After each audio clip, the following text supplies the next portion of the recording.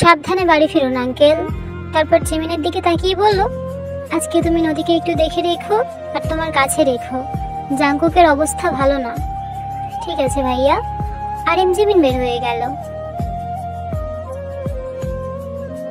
Jungkook কাছাকাছি কোনো nursing home পেল না, বাধ্য হয়ে ওকে নিজের বাড়িতেই নিয়ে গেল। কলিং বেল বাজার শব্দে মিসেস জিন গিয়ে দরজা খুলে দিল। জাঙ্কুকের কোলে মেয়েটির দিকে একবার, পাশে থাকা আয়ুর দিকে একবার তাকিয়ে অবাক হয়ে বলল, এরা কারা বাবা, আর নদী কই? পরে কথা বলছি মা। এই বলে জাঙ্কুক তেকে নিয়ে বাড়ির ভেতরে ঢুকলো। পেছনে আয়ু। জিন শুধু অবাক হয়ে দেখলো। জাঙ্কুক তেকে নিজের রুমে নিয়ে গেছে। তেকে বেডে শুয়ে দিয়ে ডক্টরকে কল দিল। তারপর আয়ুকে তের কাছে বসিয়ে রেখে ফ্রেশ হতে গেল। হসপিটালে তেকে নিয়ে যাওয়া যাবে না, কাছাকাছি কোনো নার্সিং হোম নেই। তেকে এই অবস্থায় ওর বাড়িতে নিয়ে যাওয়াও যাবে না, তাই জাঙ্কুক বুঝে শুনে ওর বাড়িতেই নিয়ে এসেছে। আয়ু চুপ করে তের মাথার কাছে বসে আছে। শাড়ির আঁচল ঠিক করে দিয়ে সামনে আসা চুলগুলো যত্নে কানের পেছনে ঠেলে দিল। লম্বা চুলটা খুলে গেছে অনেকক্ষণ হলো। সরি তে, আমি তোর কাছে থেকেও কিছু করতে পারিনি। আমি আসলে একটা ভীতু পাগল তে। তোর সাথে থেকে তোর মতো সাহসী হওয়া দরকার আমার। জাঙ্কুক মুখে হাতে পানি দিয়ে মুখ মুছতে মুছতে বের হয়ে গেল। আয়ুকে নিঃশব্দে চোখের জল ফেলতে দেখে বলল, কাঁদছো কেন আয়ু? আয়ু জাঙ্কুকের উপস্থিতি টের পেয়ে চোখের জল মুছে নিল। কান্না করো না তে, ঠিক হয়ে যাবে। মিসেস জিন ডক্টরকে নিয়ে রুমে ঢুকলেন। ডক্টর তেকে চেক আপ করছে। আয়ু মাথার কাছে বসে আছে, জাঙ্কুক পায়ের কাছে বসে আছে, মিসেস জিন দাঁড়িয়ে আছে। অতিরিক্ত জ্বর ওঠায় আর অনেক বেশি রক্তক্ষরণ হয়ে জ্ঞান হারিয়েছে। চিন্তার কোনো কারণ নেই, আমি মেডিসিন দিয়েছি, সময় মতো খাবার খাইয়ে ওষুধ খাওয়াবেন। মিস্টার জিয়ন, আপনার স্ত্রীর হেলথ কন্ডিশন ভালো নেই, তাই একটু খেয়াল রাখবেন। ডক্টরের কথা শুনে আয়ু মিসেস জিন অবাক হয়ে ডক্টরের দিকে তাকালো, তারপর আবার জাঙ্কুকের দিকে তাকালো, যার কোনো ভাবান্তর নেই। কি অনায়াসে বলে দিল, ঠিক আছে ডক্টর, আর কোনো প্রবলেম নেই তো? ওর কখন জ্ঞান ফিরবে? জ্ঞান ফিরতে সময় লাগবে, ওনার দিকে খেয়াল রাখবেন, আমি আসি। ডক্টর চলে গেল। মিসেস জিন জাঙ্কুকের পাশে বসলো। জাঙ্কুক, এসব কি? কিছু বলতে ভালো লাগছে না মা, প্রশ্ন করো না। তের দিকে তাকিয়ে কথাটা বলল জাঙ্কুক। ততক্ষণে সেখানে আরএম আর জিমিন পৌঁছে গিয়েছে। বাড়ি থেকে ডক্টরকে বের হতে দেখে আরএম বুঝেছেন জাঙ্কুক বাড়িতেই মেয়েটাকে এনেছে। মিস্টার আরএম রুমে ঢুকে কিছুক্ষণ অজ্ঞানরত তের দিকে তাকিয়ে থাকলো, তারপর রুম থেকে বেরিয়ে গেল। সাথে জিনও বেরিয়ে গেলেন। তোহার ঘুম ভেঙেছে। জিমিন সেখানে দাঁড়িয়ে থাকলো। জাঙ্কুক তের থেকে মুখটা ঘুরিয়ে তোহার দিকে তাকালো। হাত বাড়াতেই তোহা তার পাপার কাছে চলে এলো। জিমিন, আয়ুকে তো রুমে নিয়ে যা। ঠিক আছে দা ভাই। আয়ু জিমিনের সাথে ওর রুমে গিয়ে ফ্রেশ হয়ে নাও, তারপর তের কাছে এসো। ঠিক আছে ভাইয়া। আয়ু জিমিন বেরিয়ে গেল। দি ভাই, একটা প্রশ্ন করি? বলো। দা ভাই কি ওই দি ভাইটাকে ভালোবাসে? তোমার কি মনে হয়? আমার এইটুকু মাথায় কিছু ঢুকছে না। তাহলে বেশি চাপ দিও না কেমন? আমরা বাড়ির প্রতিটা সদস্য জানি ভাইয়া ওই নীল চোখওয়ালিকে কতটা ভালোবাসে। মানে? ভাইয়া শুধু বলতো ওর স্বপ্নে একজন নীল চোখওয়ালি আসে, ও তাকে ভীষণ ভালোবাসে, কিন্তু বাস্তবে তো নীল চোখওয়ালিকে খুঁজে পাওয়া মুশকিল। স্বপ্নে নীল চোখওয়ালি দেখতো মানে? জানি না, তবে দা ভাই ওই নীল চোখওয়ালিকে পেয়ে গেছে, এটাই বলে। মেয়েটাকে কখনো তোমাদেরকে দেখায়নি? দা ভাই দেখায়নি, কিন্তু আমি দেখেছি। তুমি যাও, চেঞ্জ করে আসো। তুমি আগে বলো, কে সেই মেয়ে? কেন ওই দি ভাই, ওনার তো নীল চোখ। আয়ু দীর্ঘ শ্বাস ফেলে ওয়াশরুমে চলে গেল। ফ্রেশ হয়ে ড্রেস চেঞ্জ করে বাইরে এসে দেখে জিমিন বেডে বসে পা দুলাচ্ছে। আয়ু জিমিনের কাছে এগিয়ে এসে বলে, তোমার বয়স কত জিমিন? 15 বছর। আয়ু অবাক হয়ে বলল, রিয়েলি? তারপর নিজের দিকে তাকালো। জিমিনের ড্রেসটা আয়ুর গায়ে একটু টাইট হয়েছে আর একটু ছোট। আয়ু বেশি লম্বা না আর জিমিন বেশি খাটো না, এটার জন্য আয়ু জিমিনের ড্রেসটা পরতে পেরেছে। আচ্ছা, তুমি কি সুগা ভাইয়ার বোন? তুমি কি ভাইয়াকে চেনো? জিমিন কেমন লজ্জা পেল, যেটা আয়ুর চোখ এড়ালো না। বলো, চেনো আমার ভাইয়াকে? মাঝে মাঝে দা ভাইয়ের সঙ্গে এখানে আসি, তাই চিনি। আয়ু কিছু বলল না, ও কিছু একটা বুঝেছে, তবুও কিছু বলল না। জিমিন, চলো ওদের কাছে যাই। আচ্ছা চলো। ওকে মেরো না, ও মরে যাবে। ওর কিছু হলে আমি তোমাদের কাউকে ছাড়বো না, কাউকে না, আমি কাউকে ছাড়বো না। ওকে ছেড়ে দাও। তে কি হয়েছে? তে চোখ খুললো। মাথাটা প্রচন্ড ভারী লাগছে, শরীরে অস্বস্তি, চোখ দুইটা জ্বালা করছে। তে কেমন লাগছে? আয়ো কেমন লাগছে তোর? মাথা ব্যথা করছে, অনেক অস্বস্তি হচ্ছে আয়ো। তে উঠে বসতে চাইলে আয়ো ধরে বসায়। খুব বেশি মাথা ব্যথা করছে তে, আমাকে পানি দে আয়ো। আয়ু পাশের টেবিল থেকে পানি নিয়ে তেকে দিল। তে পানিটা শেষ করে রুমটা দেখলো। আমরা কোথায় আয়ু? আসলে নকলে কি? আমরা প্রফেসর জোনের বাসাইতে। হোয়াট? Professor John? জাঙ্কক লাইব্রেরি রুমে ছিল। তে চিৎকারের আওয়াজ শুনে বেরিয়ে এলো। কি হয়েছে, কোনো সমস্যা? ডক্টর ডাকবো? না না ভাইয়া। তে মাথা নিচু করে বসে রইল। জাঙ্কক এগিয়ে গেল তের দিকে। তে কেমন লাগছে? জি ভালো। এখন না বললে তো মাথা ব্যথা করছে, অস্বস্তি লাগছে। তে আয়ুর দিকে চোখ গরম করে তাকালো। আমি খাবার আনছি, খেয়ে মেডিসিন নিলে ভালো লাগবে। জাঙ্কক চলে যায়। আমরা এখানে কি করছি আয়ু? আসলে তুই অজ্ঞান হয়ে গিয়েছিলি, তারপর কি? নার্সিং হোম পাইনি, তোর অবস্থা খুব খারাপ ছিল, তাই এখানে প্রফেসর জন তোকে এনেছে। পারিবারিক ডক্টর দেখিয়েছে। তে চুপ করে বসে আছে মুখ কুঁচকে। জানিস তে, আই উইশ তোকে যদি আমি ওই সময়টা জাদু করে দেখাতে পারতাম। মানে?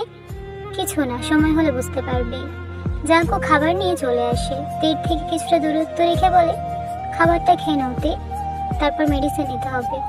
তে চুপ করে বসে আছে। আমার কাছে দিন ভাইয়া, আমি খাইয়ে দিচ্ছি ওকে। জাঙ্কু প্লেটটা আয়ুর হাতে দেয়। আয়ু খাওয়ানো শেষ করে তেকে মেডিসিন দেয়। সেই সময় জাঙ্কুক রুমে আসে। সে তার লাইব্রেরি রুমে চলে গেছিল। এসে যখন দেখলো তে খাবারটা খেয়েছে, তখন সে একটা মুচকি হাসি দিল। সে ভেবেছিল হয়তো জাঙ্কুকের পরিবার হিন্দু বলে তে খাবারটা খাবে না। আয়ু, বাড়িতে সবাই চিন্তা করছে হয়তো। না, ভাইয়া কল দিয়ে সামলে নিয়েছে। ভাইয়া কোথায়? এসেছিল তোকে দেখতে, আবার চলে গেছে। 2 বছর পর এত বড় একটা গ্যাং আত্মীয় হিসেবে পেয়েছে, খাতির যত্ন করতে হবে তো। Thank you sir. কিসের জন্য? খারাপ সময় সঙ্গ দেওয়ার জন্য। এটা আমার কর্তব্য ছিল। এখন ভোর 4টা। আয়ু ঘুমিয়েছে জিমিনের রুমে গিয়ে। তে একা রুমে বসে আছে। ও ঘুম আসছে না। রুমটা বেশ বড়, বেলকনিতে একটা দোলনা আছে। তে ঘুরে ঘুরে রুমটা দেখছে। পুরো রুমটা ঘুরে বুঝলো এটা জাঙ্কুকের রুম। তে রুমের ভেতরে ওয়াশরুমে একটা দরজা ছাড়াও আরো একটা দরজা দেখতে পেল। তে এগিয়ে গেল সেদিকে।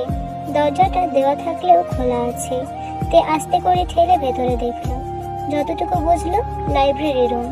কেমন রহস্যজনক রে বাবা, এত সুন্দর, মাঝে একটা বেড।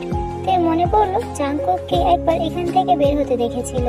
মানে জাঙ্কুক এখানে আছে, কিন্তু বেড তো খালি। কই জাঙ্কুক? তে ভেতরে যেতে গিয়েও গেল না। না বাবা থাক, কোথায় গিয়ে বলবে।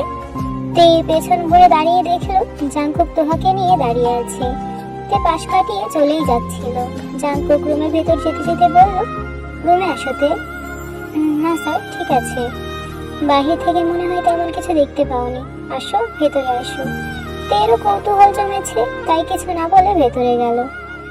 আল্লাহ, রুমের ভেতরে রুম। বেশি ছোটও না, আবার বেশি বড়ও না, তবে রুমটা অনেক সুন্দর।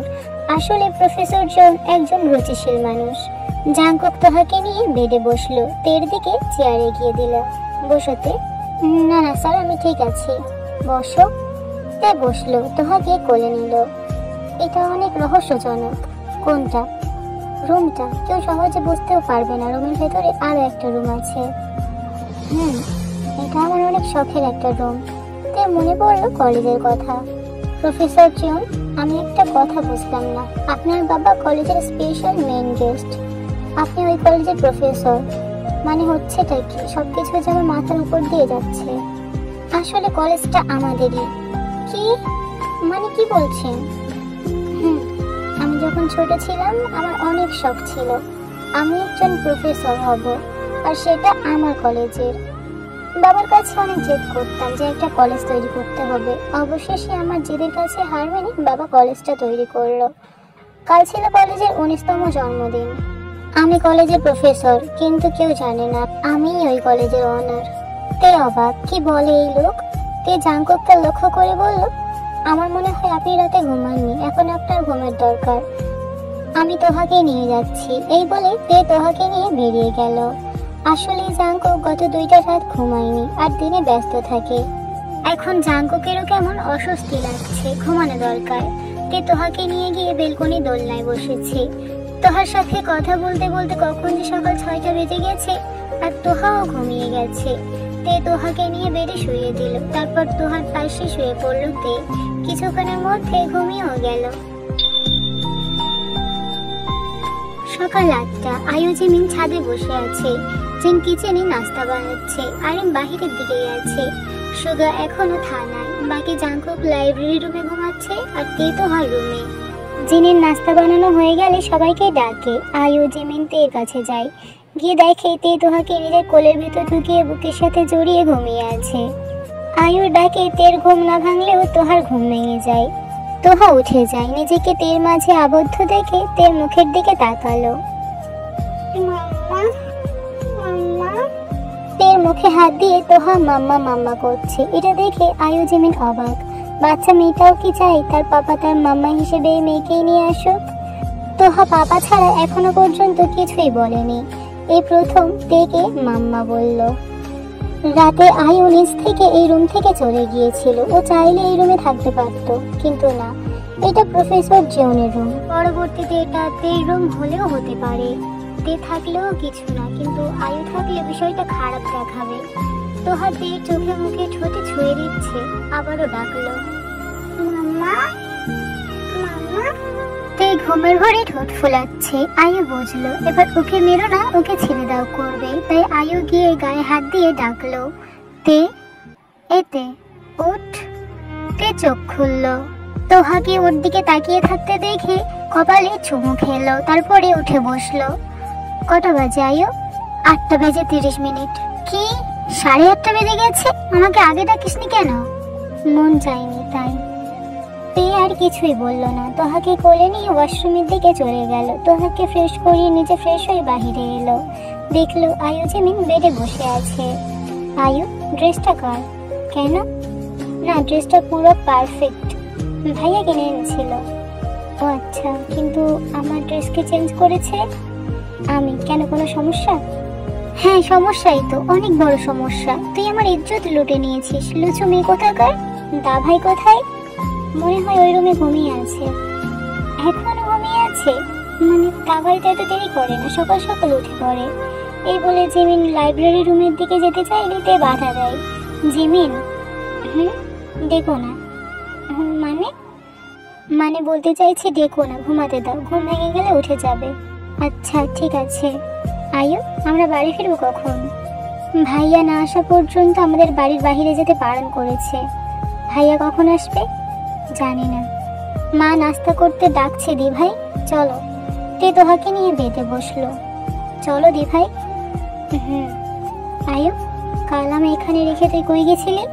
ঘুম আসছিল তাই ঘুমাতে গেছিলাম। কোথায়? জিমিনের কাছে। তে রাগী চোখে আয়ুর দিকে তাকালো, তারপর উঠে দাঁড়ালো। নিচে গিয়ে দেখলো জিন বসে আছে, আরেম নাস্তা করছে। তে জিমিন আয়ুকে দেখে এগিয়ে গেল। শরীর কেমন আছে তোমার? জি ভালো আছি। নাস্তা করে নাও। সবাই নাস্তা করে তে জিমিন আয়ু জিমিনের রুমে বসে আছে, সাথে তোহা।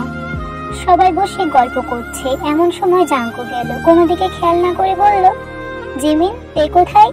তে অবাক, এমন করে খোঁজ করছে যেন ওনার অর্ধাঙ্গিনী, ওনার বউ লাগে তে।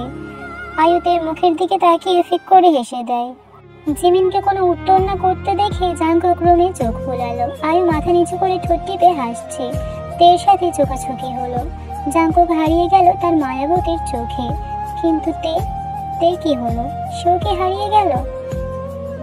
দুজনের অবস্থা দেখে আয়ু জিমিন বেরিয়ে গেল।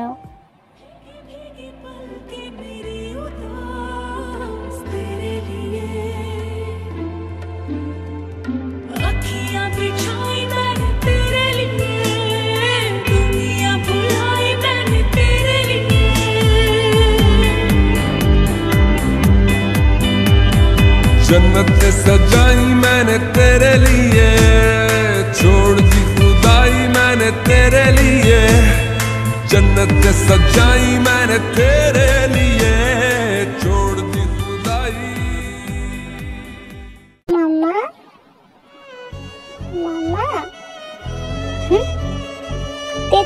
দিকে তাকালো। মাম্মা? তে এটা আশা করেনি। তার শরীর কাঁপছে থরথর করে, ঠোঁট কাঁপছে। কি শুনছে সেটা? একটা বাচ্চা মেয়ের মুখে অবিবাহিত তে মাম্মা ডাক শুনছে, আবার ফার্স্ট। এটা তো তের অধিকার না। জাংকুক তের অস্বস্তিটা বুঝলো, তে কেন এমন করছে। তের চোখ স্থির নেই। তোহাকে বেডে বসিয়ে দৌড়ে বেরিয়ে গেল রুম থেকে। তেকে খুঁজতে খুঁজতে আয়ু ছাদে আসে।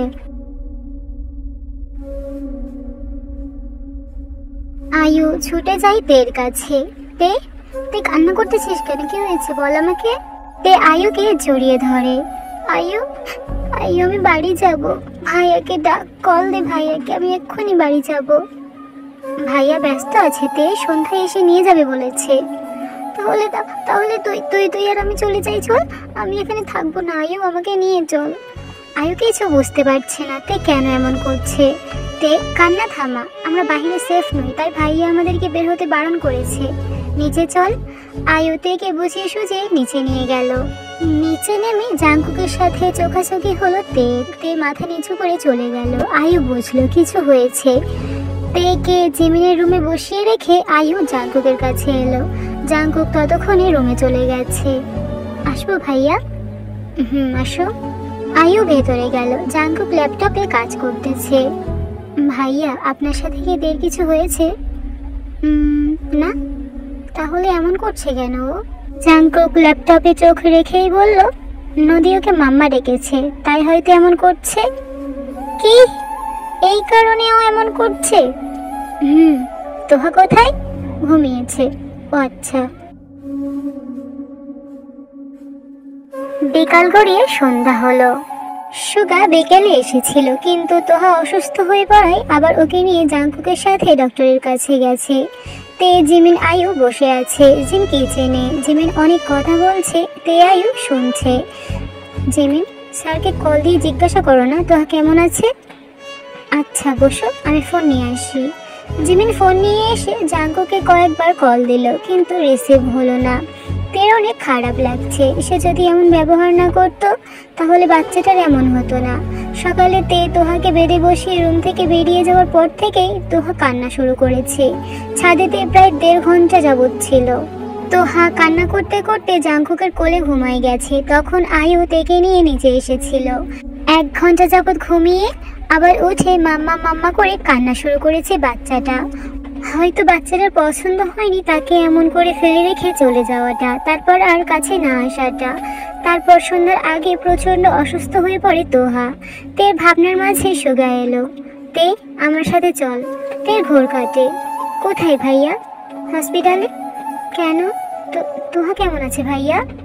তোহা ভালো নেই তে, তোকে খুব দরকার, চল প্লিজ।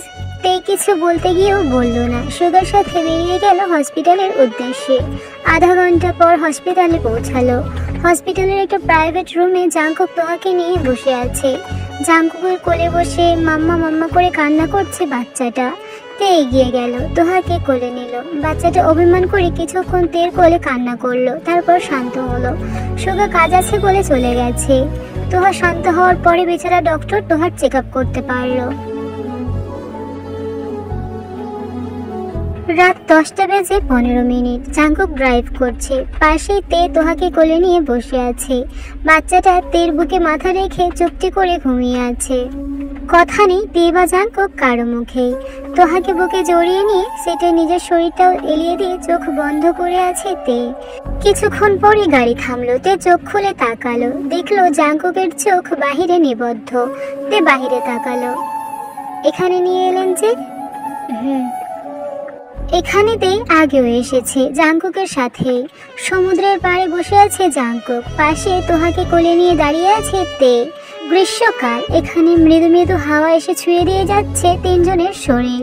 আশেপাশে খুবই কম লোক, যারা আছে সবাই কাপল, তাদেরকে দেখেই বোঝা যাচ্ছে। এত কাপলের ভেতরে তে তার প্রফেসরের সন্তানকে নিয়ে রয়েছে। খুবই অস্বস্তি লাগছে তার। এসব কাপলদের ভিড়ে তারা তো কাপল নয়।